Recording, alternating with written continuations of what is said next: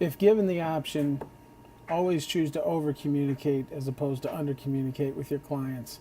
I'm dealing with a situation, it's not a big deal, but it was very avoidable if I would have communicated with the customer. So, what happened is about 2 weeks ago, I was servicing a property, got the front yard mowed, went to the backyard, and noticed one blade was cutting, but the other one essentially wasn't. Took a look, and the spindle housing had essentially disintegrated. So I wasn't going to be able to finish that lawn. It was a very large property. I guess I could have push mowed it, but that would have taken about 2 hours, and I didn't want to do that. So I clocked out of the job, did not mark it as complete. Went head back to the shop, repaired the spindle.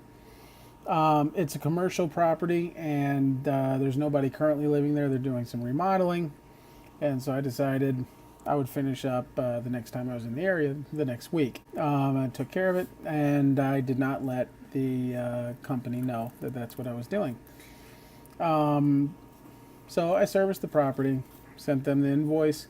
I got an email from them a couple weeks ago saying, hey, the invoice says you were here on, I'm going to make up a date, on September 20th.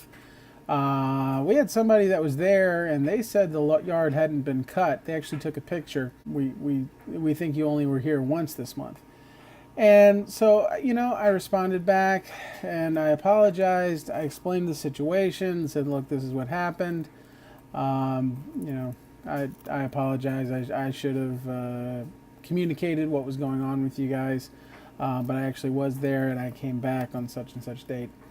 And I haven't heard back from them yet. And I mean, it'll be fine. I've been working with these folks for about 2 years. I've got all the necessary documentation to prove I was there. I've got GPS records and the audit trail and the computer system. So I mean, there's plenty of evidence that I did do the service that I said I did. But this would have been a non-issue if I would have communicated with the client what was going on the entire time.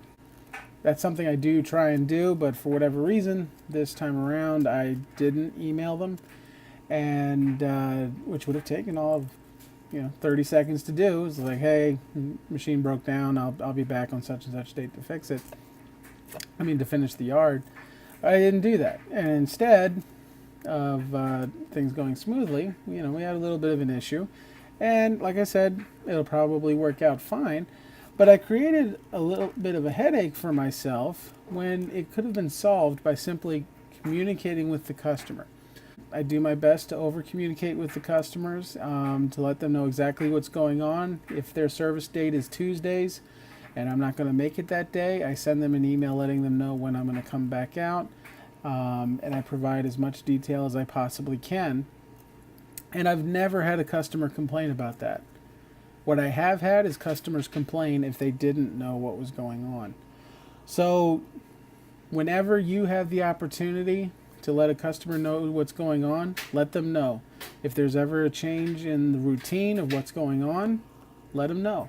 If you have a customer who you service every other week on Wednesdays, but for some reason this week you're not going to be able to get to it on Friday, make sure they know, because it's better if you communicate with them and let them know what's going on as opposed to them having to ask.